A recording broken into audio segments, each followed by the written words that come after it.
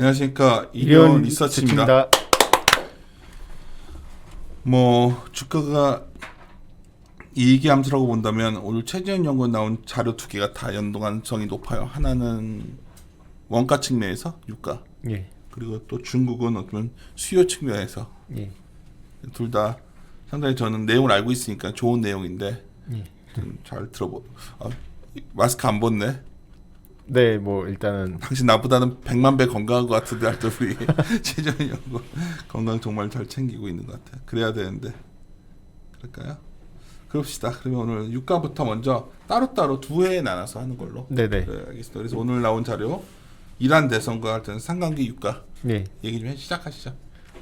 일단은 요 최근에 유가가 많이 올랐습니다. 저희는 지난 1월 6일 날 아시다시피 오펙 회의가 있은 후에 서프라이즈 감산이 있었잖아요. 사우디 쪽에서 자발적으로 감산을 더 해주겠다라는 식으로 해가지고 이러한 것들이 어떻게 보면은 좀 더 유가의 상승에 대한 시그널이라고 잡혔었다고 저는 평가했었고요. 굉장히 서프라이즈였기 때문에 당시에 WTI의 가격 상단을 갖다가 제가 당시에 배럴당 60달러까지 상향을 갖다 했었는데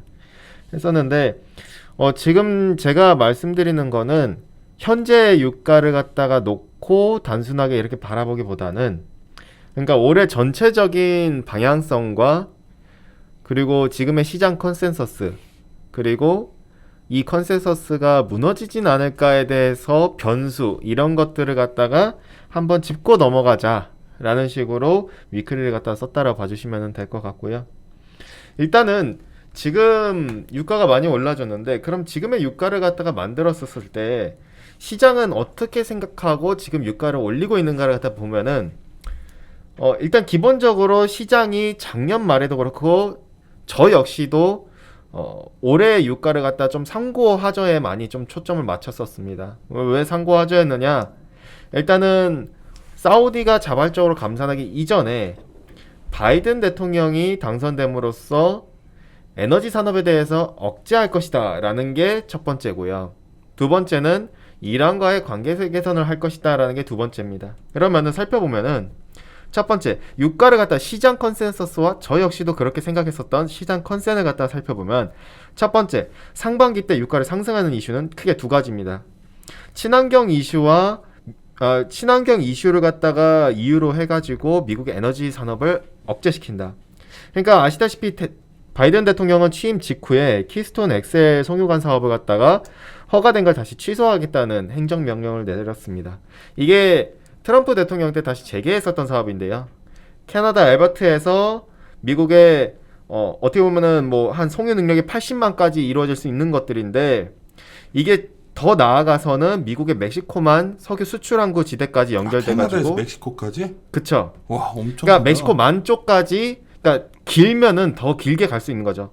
원래는 네브라스카까지 가는데, 근데 중요한 거는 거기서 나중에 더 연결돼가지고 궁극적으로 그쪽에 있는 다른 인프라들이랑 같이 접목이 돼가지고 미국의 멕시코만 일대에 있는 석유 수출 항구까지 궁극적으로는 수출에 어떻게 보면은 활로를 만들어주기 위한 그런 전반적인 방향이라고 놓고 볼 수 있겠는데, 이 사업을 갖다가 취소를 시킨 거죠.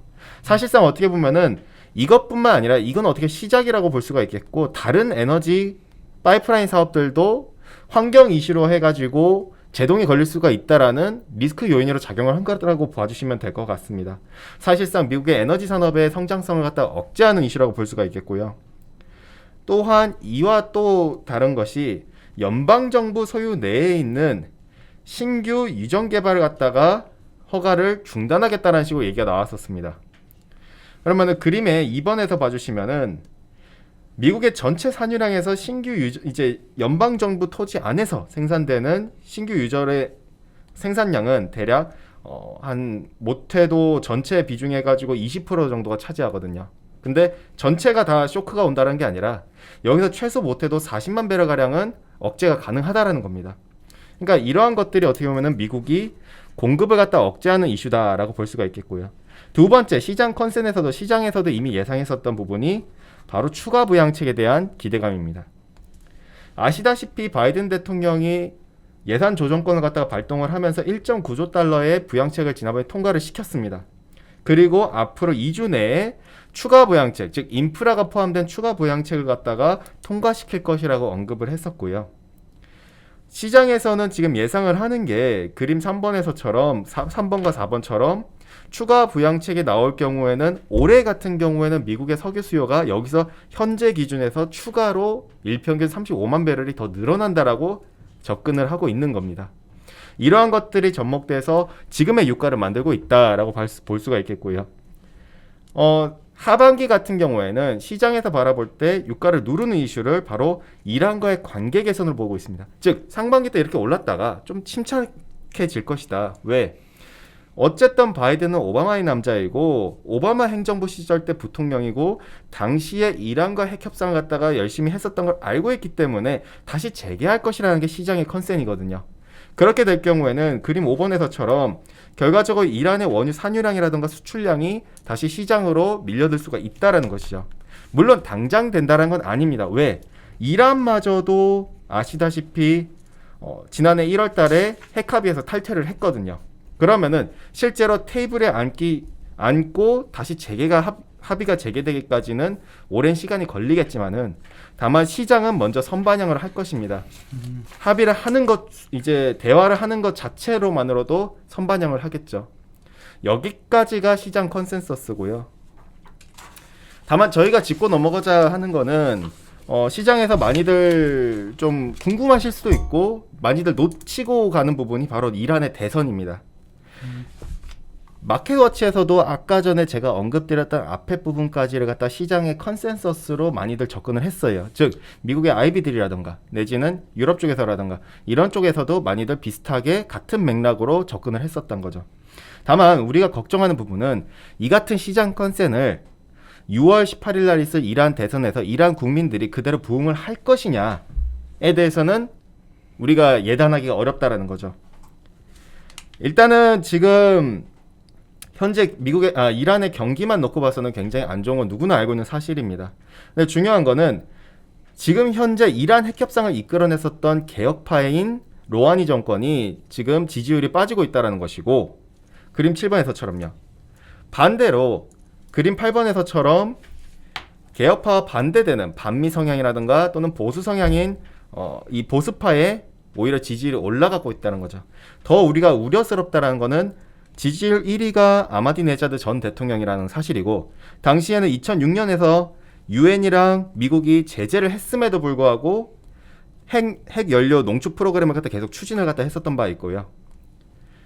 만약에 2017년 때처럼 아마디네자드 대통령이 불출마를 갖다가 한다 하더라도 지지율 2위부터 4위까지가 전부 다 보수 성향이라는 겁니다. 그렇기 때문에 우리가 이렇게 놓고 본다면은 단순히 우리가 시장 컨센서스를 그대로 받아들이기에는 어려울 수 있는 부분이겠고요.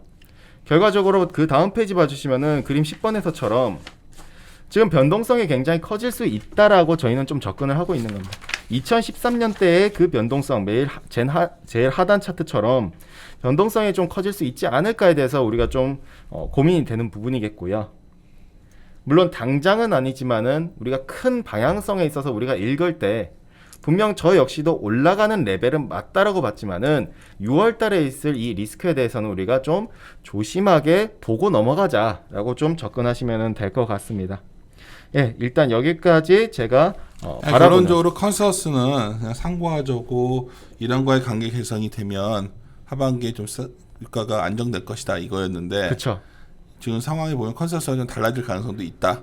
그렇죠. 이제 6월가를 갖다가 우리가 그래서 보고 가야 된다라고 말씀드렸죠. 유가 근데 뭐 할 때는 그냥 만약 컨센서스가 벗어난다는 건 유가가 더 올라간다는 얘기고 자칫 잘못하면요. 그렇죠. 지금 현재 디맨드 수요 수준에서는 유가 더 올라가면 좀 부담이 될 거라는 아무래도 얘기야. 부담이 되겠죠. 지금의 유가도 RSI 기준 기술적인 측면에서 그냥 놓고 보자면은 RSI 측면에서는 이미 과매수 구간이 70을 넘어섰거든요. 지금도. 근데 과매 수요도 원래 그런 거 팝이라고도 해요. 테크니컬 할 때는 더 치고 나올 수도 있는데 하여튼 이것도 있고 이게 그냥 종합적으로 보면 바이든에 대한 어떤 기대치들이 너무 높았던 거 아니냐는 말들도 조금씩 나오더라고. 그냥 바이든이 되면 이것도 좀 왜냐면 상원 외교위원장 출신이니까 네네.